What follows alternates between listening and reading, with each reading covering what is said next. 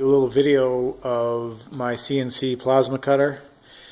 It's something I built myself, and I'm getting ready to cut out actually a new piece for an addition I'm going to make to this thing. So there's the piece we're going to cut right there, and we're ready to go. So I'm just going to go ahead and hit start and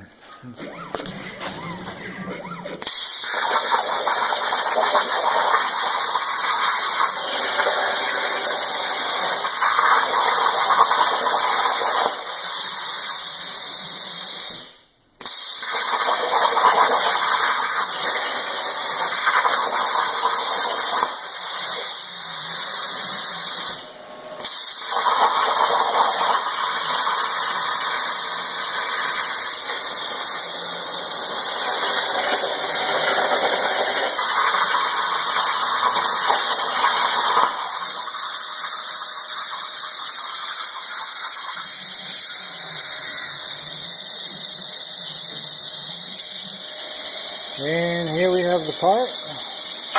Not even hot. And let's see. Looks pretty good.